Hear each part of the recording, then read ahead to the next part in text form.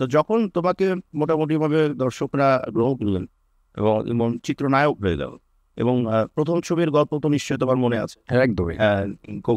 প্রথম শট কিভাবে কি না হয়েছিল না হয়েছিল, তো তখন থেকে ইমনের আজকের এই যাত্রা যেটা আছে, এই যাত্রার মধ্যে অনেক রকমের ভ্যারাইটি এসছে। এবং ফ্যাশন জগতের বাইরে একজন চিত্রনায়ক ইমনেরও বাইরে একজন কর্পোরেট চরিত্রেও আমরা ইমনকে এই মুহূর্তে দেখতে পাচ্ছি। এবং পাশাপাশি সে ওটিটি প্ল্যাটফর্মেও সিগনিফিক্যান্ট কাজ করছে। আমি ওটা নিয়ে একটু কথা এই মুহূর্তে বলবো, তারপর কর্পোরেট লেভেল ছাড়ছি না।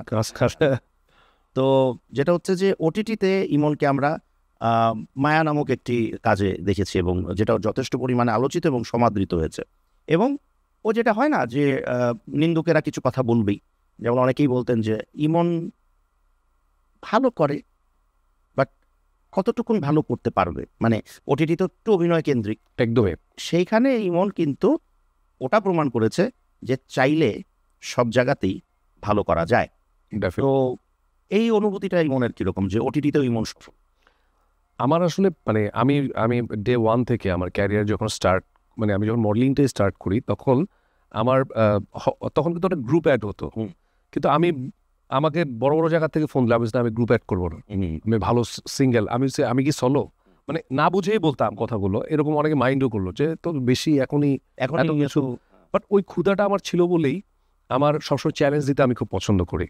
যে আমি যখন দেখলাম যে ওটিটিতে শুধুমাত্র নাটকের আর্টিস্টরাই কাজ করছে, তার মানে কি ফিল্মের অ্যাক্টররা কি অভিনয়টা করতে চায় না বা ভয় পায় না কি, আমি তখন বারবারই বলতাম যে আমি অ্যাক্টিং বেসড একদম, মানে যেই কাজটা ধরো তোমার যেই কাজটা সবচেয়ে প্রমিনেন্ট অ্যাক্টরকে দিয়ে, মানে তার নামই চলে আসে আগে, যে সে ছাড়া কেউ পারে না এরকম অ্যাক্টিং করতে। আমি বললাম যে ওই চরিত্রটা বা এর চেয়ে ডিফিকাল্ট চরিত্রটা আমি করতে চাই। আসলে আমি এই চ্যালেঞ্জটা সবসময় নিতে চেয়েছি।